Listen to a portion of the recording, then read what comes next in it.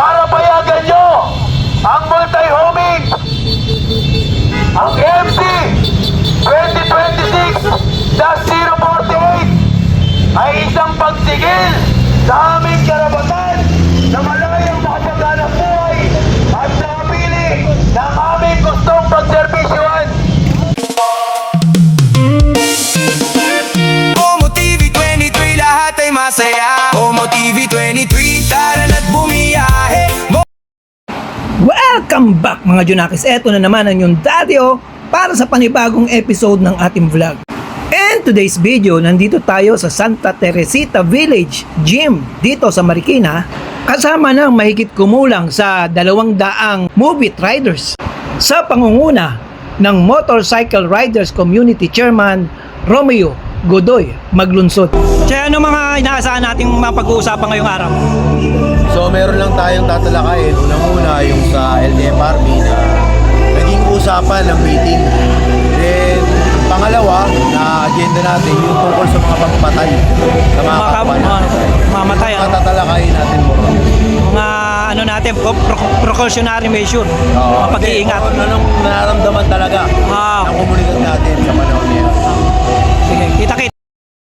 At unti-unti na ngang nagdaratingan ang mga miyembro ng iba't ibang community riders at mga kaalyado nito. Ang grupo niyo, Pap? Python. Shoutout nyo, Python group. At dahil nga hindi naman masyadong nagkikita-kita sa kalsada, ay nagkakamustahan muna sila. Napakaluwag ng napiling venyong ito dahil nagkasya ang lahat ng mga motor ng mga riders na ito. Dami niya, no? Meron sa loob, meron sa labas, at kung saan-saan pa. Kaya siguro nahihirapang mag-book ang mga passenger ng Move It mula alauna hanggang alas 5 ng hapon. At eksaktong alauna ng hapon ay formally sinumulan na ang programa. Unang-una ako si Romeo Godoy Maglunsod, ang chairman ng Motorcycle Taxi Community. So sa Move It, maraming chairman at hindi ko sila under. Pare-parehas kami chairman. Hindi niyo ako chairman, under ko yung Motorcycle Taxi Alliance. Kaya ako ang namumuno sa inyo dahil ako ang mas kilala sa mundo ng motorcycle taxi. Sa totoo lang, ayoko nang ini-interview palagi. Alam niyo kung bakit? Ang aga-aga. Tulog pa ako, tatawag sa bahay. Para lang gisingin ako. So anong meron? Nagbuo sila ng Department Order Memorandum Circular number 2026-048. May kinalaman? Wala. Kasi ang gagawin ng mga kumpanya, susunod sa guidelines. So ano ba yung mga nakalagay sa guidelines? Ibigyan ng 1 year na provisional authority to operate ang motorcycle taxi rider na pasok saan? Sa catering. Ilan ang catering? Alam niyo ba? 15,000. Hindi kayo bumabiyahe sa Move It, bibigyan kayo ng pound. Hindi kayo bibigyan. Wala kayong silbi sa kumpanya. Pag hindi ka nagpapasok ng pera sa kumpanya, hindi ka bibigyan, siyempre. Hindi ka priority. O hindi kayo nabigyan dito sa Move It, lilipat kayo sa Angkas, lilipat kayo sa Joyride, bibigyan ba kayo doon? Hindi rin. Hindi niya alam na ang kumpanya kahit kailan hindi pwedeng kumontra sa gobyerno. Bakit? Nagtinegosyo sila eh. Pag nagtinegosyo ka sa Pilipinas, saan ka kukuha ng permit? O tapos kakalabanin ng gobyerno. Simple logic yun.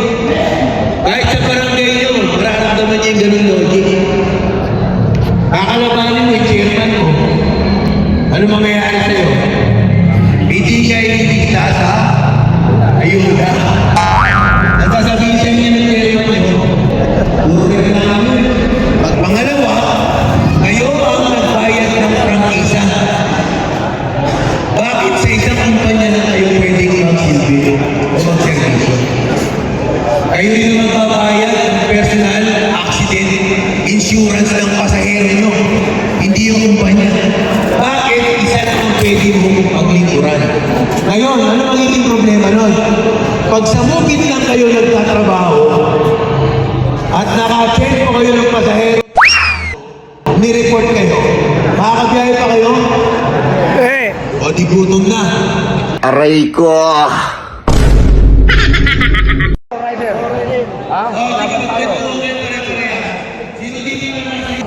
Alright, kapawin na dyan.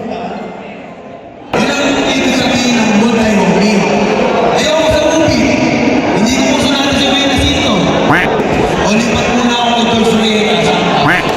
Hindi dapat tayo matali sa isang kumpanya. Sa movie kasi, nakasangkas, kung ano yung pumasok, ano, yun ay magbiyahe mo. Pag kinancel mo, ano mangyayari sa'yo? Ipo-post lang ka. Bakit? Ano naman ang paliwanag doon? Pag kumuha kayo ng prangkisa, bawal ng tanggihan. Alam niyo ba yun? Na pag kumuha kayo ng prangkisa na magsakay ng pasahero, hindi kayo pwede umanggi. Alam niyo ba yun? Ang ginawa sa akin, pwede tayo mag-ano?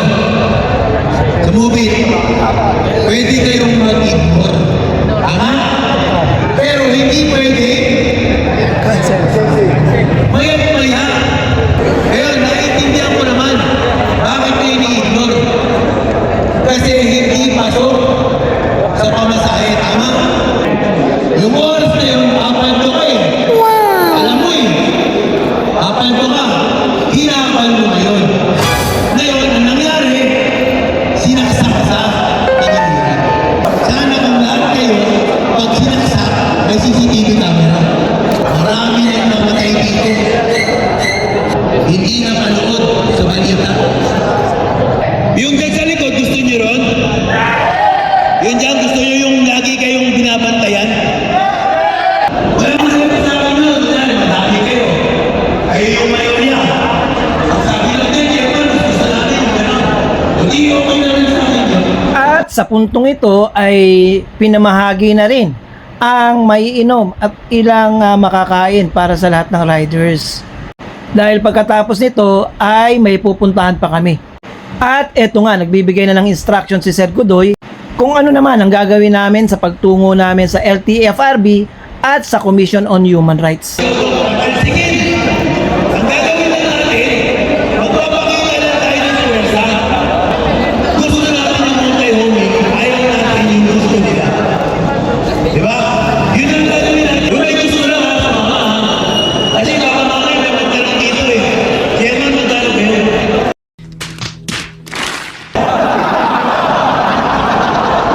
Diba? Naiintindihan ko kayo. Pag kailan ba kayo sa mga guru talaga ng pera-pera? Lahat na ng bagay, puro pera. Chairman, may meeting. Magkano yan? Chairman, pupunta ron. Magkano?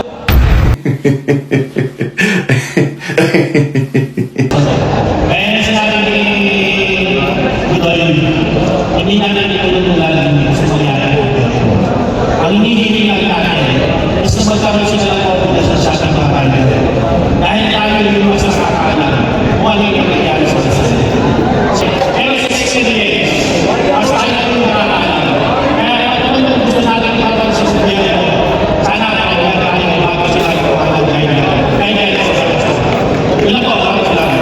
Ayan, papayag pa tayo na wala tayong multi-homing.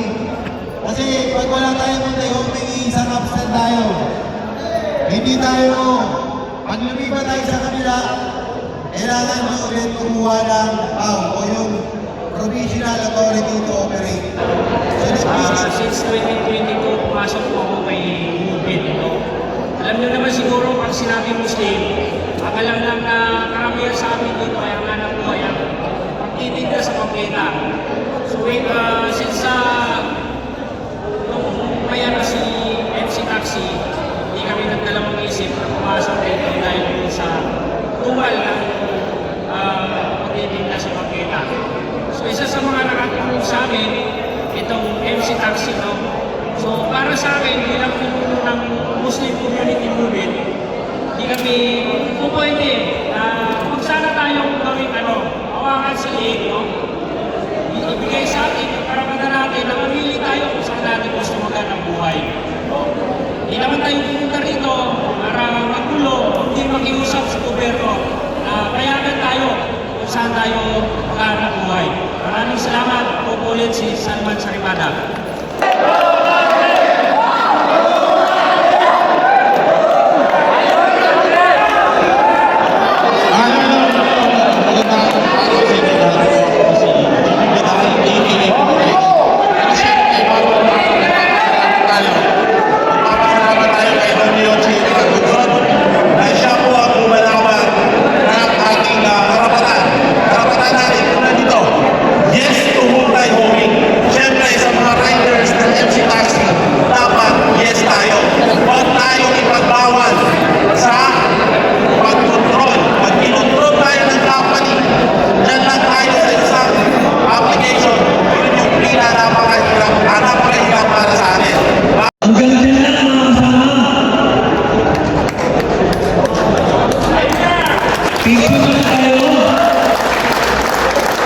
A few moments later.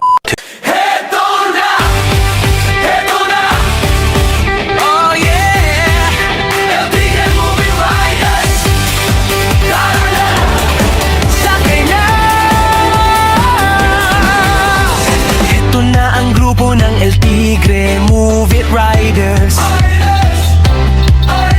handang maghatid serbisyo anytime na riders. Kaming bahala dyan kahit saan pang punta, trabaho, school o gala. Sige! Tara na!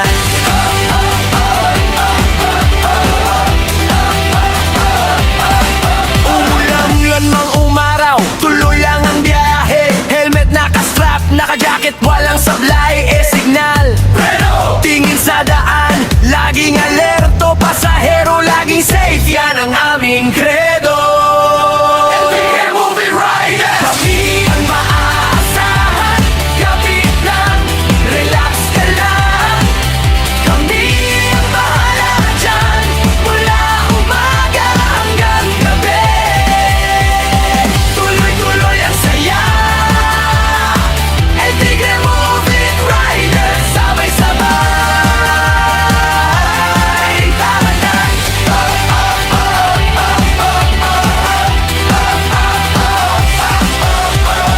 Nagkakaisa, nagtutulungan sa lahat.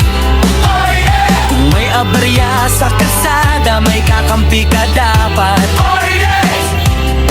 May kubuhan sa kanto, may tawanan sa pila. Kahit pagod na sa biyahe, game pa rin. Masaya! May nanay na nagmamadali, may estudyanteng late, may tropang pamol, papa-patay. Basta booking mo, sagot namin ang lakad mo. Mabilis at magaan, parang tropa lang to. Hindi ang naaasahan, kapit lang, relax ka lang. Kami ang bahala dyan, mula umaga hanggang gabi. Tuloy-tuloy ang saya, El Tigre Movie Riders, sabay-sabay.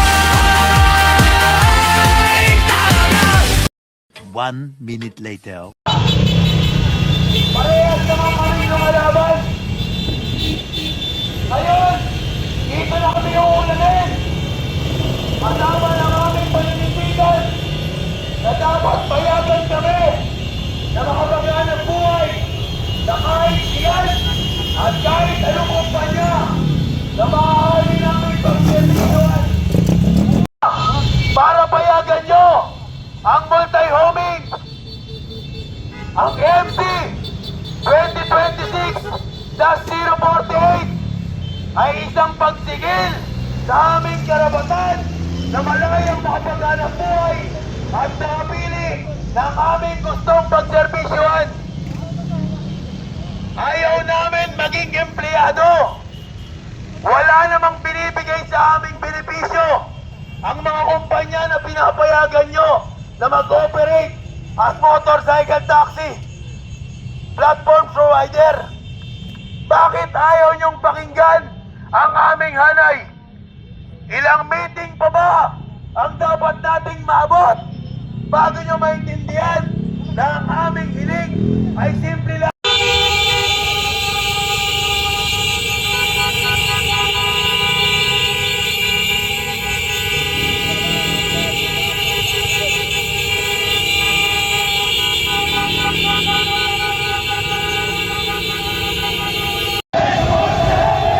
Hanggang kailan niyo pakikinggan ang mga kumpanya ng iyong mga pare? Panahon na para pakulitin niyo naman ang mga nagsiservisyo.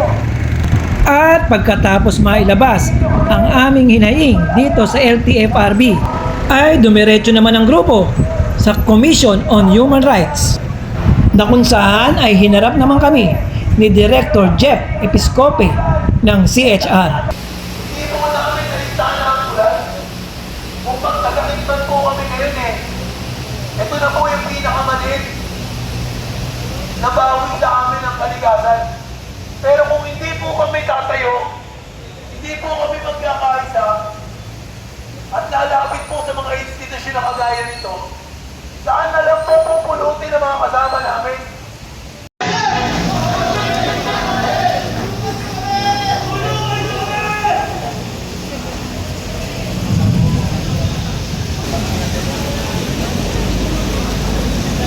A few moments later.